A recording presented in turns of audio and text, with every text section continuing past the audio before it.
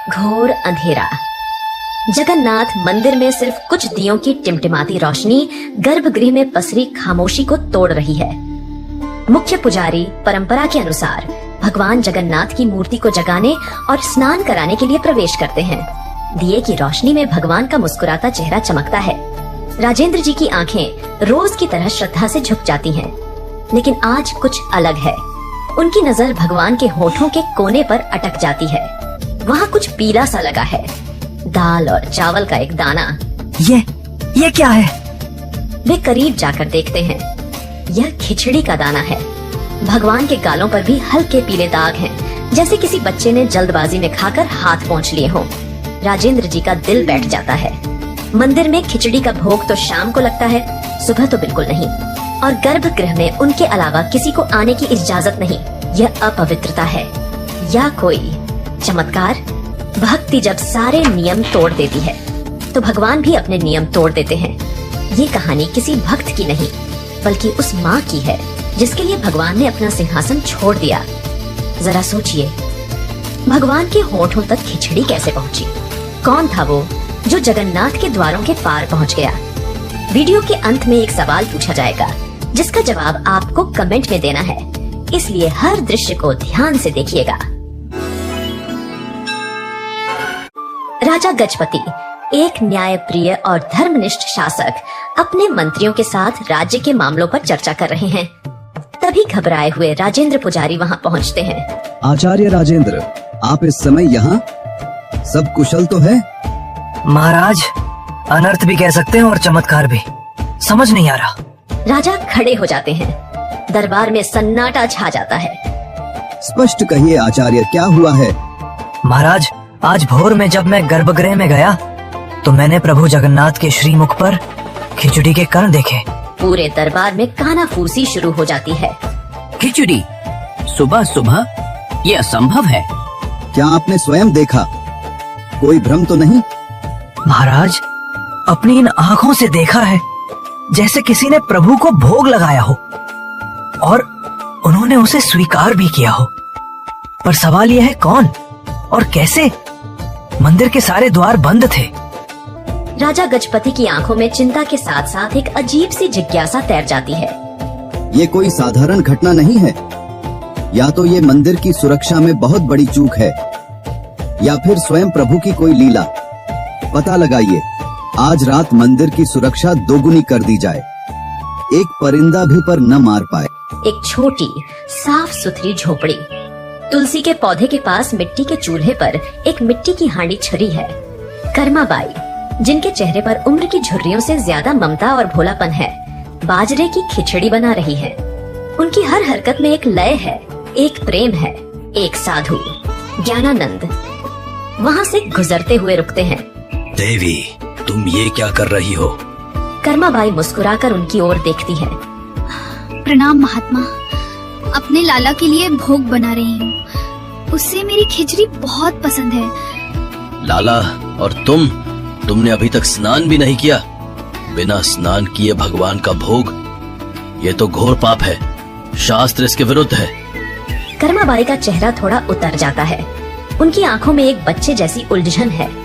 पर महात्मा, मेरा लाला सुबह सुबह भूखा होता है। मैं स्नान ध्यान में लगूंगी तो उसे भोग मिलने में देर हो जाएगी।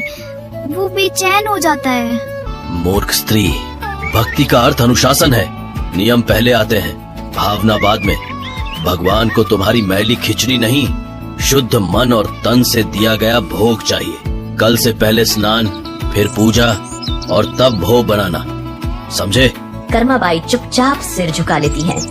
साधु ज्ञानानंद संतुष्टि के भाव से आगे बढ़ जाते हैं। तभी एक 7-8 साल का बालक दौड़ता हुआ आता है। उसकी आंखें नटखट हैं और चेहरे पर एक दिव्य चमक। माँ कर्मा, भूख लगी है? खिचड़ी बनी? हाँ मेरे बच्चे, बस बन गई। बैठ, अभी परोसती हूँ। वह बालक को खिचड़ी परोसती है। बालक बड़े चाव से खाता है। माँ, आज स्वाद थोड़ा अलग है। तुम्हारी आंखों में चिंता क्यों है? कुछ नहीं बेटा, तू बस पेट भर के खा। कल से थोड़ा इंतजार करना पड़ेगा तुझे। बालक कुछ नहीं कहता, बस एक रहस्यमयी मुस्कान के साथ कर्मा को देखता रहता है। राजा गजपति स्वयं राजेंद्र पुजारी के साथ गर्भगृह में मौजूद हैं। कड़ी सुरक्षा के बावजूद आज भी वही नजारा है। भगवान की मूर्ति पर खिचड़ी के ताजे दाग हैं। ये कैसे हो सकता है? मेरी पूरी सेना, मेरे सबसे भरोसेमंद लोग पहरे पर थे। महाराज, ये किसी इंसान का काम नहीं है, ये स्वयं प्रभु की इच्छा है। हे प्रभु जगन्नाथ, ये क्या लीला है? हमें मार्ग दिखाएं। कौन है वो भाग्यशाली भक्त जिसका भोग आप सारे नियमों को तोड़कर स्वीकार कर रहे हैं? राजा को क्या पता था कि जवाब एक साधारण सी कुटिया में छिपा है। जवाब छिपा था उस सवाल में जो सालों पहले राजस्थान के एक छोटे से गांव में भी पूछा गया था। क्या आपने कभी भगवान को रोते देखा है? अगर आपकी आंखें भी नम हो गई हैं, तो वीडियो को अभी लाइक करके कमेंट में सिर्फ जय जगन्नाथ मत लिखिए, बल्कि अपनी भावनाएं, अपनी प्रार्थना या जो भी कहना चाहें, जगन्नाथ जी के चरणों में अपनी अर्जी रखिए। देख बेटी कर्मा, हम पुष्कर जा रहे हैं। 4-5 दिन लगेंगे। घर का और ठाकुर जी का ध्यान रखना। आप चिंता मत करो बापू, मैं सब संभाल लूंगी। और हाँ, सबसे जरूरी बात, ठाकुर जी को भोग लगाए बिना तू भी अन्न का दाना मुंह में मत डालना। जी बापू, मैं रोज अपने हाथों से भोग बनाऊंगी। माता पिता चले जाते हैं। कर्मा अगले दिन सुबह उठकर बाजरे की खिचड़ी बनाती है। एक कांसे की थाली में खिचड़ी, ऊपर से ढेर सारा घी और गुड़ डालकर वह उसे भगवान कृष्ण की छोटी सी मूर्ति के सामने रखती है। प्रभु, भोग तैयार है। मैं जरा गाय को चारा डालकर आती हूँ, आप खा लेना। भूख लगी होगी आपको। वह काम करके लौटती है। थाली वैसी की वैसी रखी है। अरे, आपने खाया नहीं? क्यों? क्या खिचड़ी अच्छी नहीं बनी या गुड़ कम रह गया? वह थाली में और गुड़ मिलाती है, फिर इंतजार करती है। कुछ नहीं होता। शाम हो जाती है। कर्मा को अब भूख भी लग रही है। उसकी आंखों में आंसू आ जाते हैं। प्रभु, आप ऐसे क्यों कर रहे हैं? आप नहीं खाएंगे तो मैं भी नहीं खाऊंगी। मैं भूखी मर जाऊंगी। बापू ने कहा था आपके बाद ही खाना है, खा लीजिए ना। उसका भोलापन, उसका हठ और उसके आंसू गर्भगृह में पत्थर की मूर्ति को भी पिघला देते हैं। एक दिव्य प्रकाश फैलता है। मूर्ति से स्वयं भगवान श्री कृष्ण एक बालक के रूप में प्रकट होते हैं। कर्मा उन्हें देखकर डरती नहीं, बस मुस्कुराती है, जैसे उसे पता था कि वो आएंगे। रोती क्यों है कर्मा? बस पर्दा लगा दो, मैं चुपचाप भोग लगा लूंगा। अरे, इतनी सी बात थी, पहले कह देते ना प्रभु। ना आप भूखे रहते, ना मैं उपवास करती। कर्मा अपनी ओढ़नी से पर्दा करके उन्हें अपने हाथ से खिचड़ी खिलाती है। भगवान पूरी थाली साफ कर देते हैं। राजा गजपति गहरी नींद में हैं। उन्हें एक स्वप्न आता है। स्वप्न में भगवान जगन्नाथ स्वयं उनके सामने खड़े हैं, पर उनका चेहरा उतरा हुआ है। प्रभु, आपने दर्शन दिए, मैं धन्य हो गया। पर आप चिंतित क्यों हैं? मुझसे कोई भूल हुई? राजा, तुम्हारी व्यवस्था बहुत अच्छी है, पर एक समस्या हो गई है। आज्ञा दें प्रभु।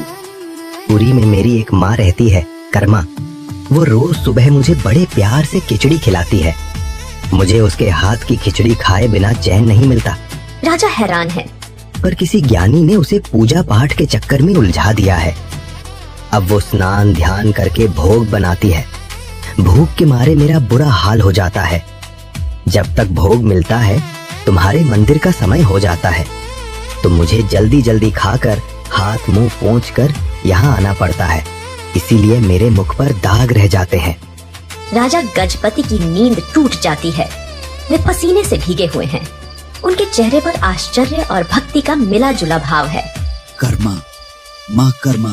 राजा के सैनिक और मंत्री पूरे पुरी में कर्मा नाम की महिला को ढूंढ रहे हैं। वे कर्मा बाई की कुटिया तक पहुंचते हैं। राजा और राजेंद्र पुजारी भी वहां आते हैं। वे देखते हैं कि कर्मा बाई स्नान करके गीले बालों में जल्दी जल्दी भोग बना रही हैं।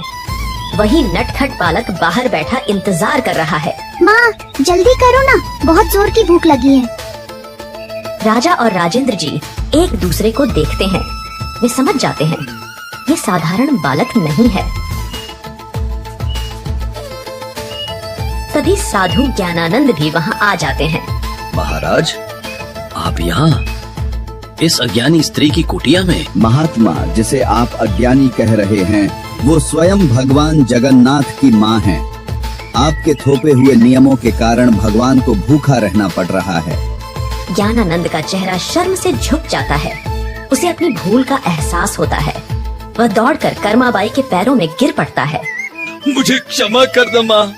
मैं शास्त्रों का ज्ञान तो पा गया, पर प्रेम का मर्म न समझ सका। आपकी भक्ति ही सच्चा शास्त्र है। आप जैसे पहले करती थी, वैसे ही अपने लाला को भोग लगाए। कर्माबाई उसे उठाती है। उनकी आंखों में कोई गुस्सा नहीं, सिर्फ ममता है। महात्मा आप सही थे, पर मेरा लाला वो बच्चा है। वो नियम नहीं, सिर्फ माँ का प्यार समझता है। राजा गजपति और राजेंद्र पुजारी हाथ जोड़कर यह सब देख रहे हैं। उनकी आंखें नम हैं। कर्मा के माता पिता तीर्थ से लौटते हैं। माँ देखती है कि गुड़ का मटका लगभग खाली है। कर्मा, इतना सारा गुड़ कहाँ गया? माँ, ठाकुर जी रोज खिचड़ी खाते हैं ना, तो उन्हें गुड़ ज्यादा पसंद है। मैं रोज डाल देती थी। पिता जीवन राम को विश्वास नहीं होता। उन्हें लगता है बेटी झूठ बोल रही है। हमसे झूठ बोलती है? तूने ही खाया होगा सब। नहीं बापू, आपको यकीन नहीं तो कल खुद देख लेना। अगले दिन कर्मा फिर खिचड़ी बनाती है। माता पिता छिपकर देखते हैं। कर्मा थाली रखती है, ओढ़नी का पर्दा करती है और प्रार्थना करती है। वे अपनी आंखों से देखते हैं कि थाली में से खिचड़ी धीरे धीरे गायब हो रही है। उनके पैरों तले जमीन खिसक जाती है। वे दौड़कर अपनी बेटी के पैरों में गिर पड़ते हैं। बेटी, हमें माफ कर दे। हम तुझे पहचान न सके। तू तो साक्षात भक्ति का रूप है। समय बीत गया है। कर्माबाई अब बहुत वृद्ध और कमजोर हो गई है। वह अपनी चारपाई पर लेटी है।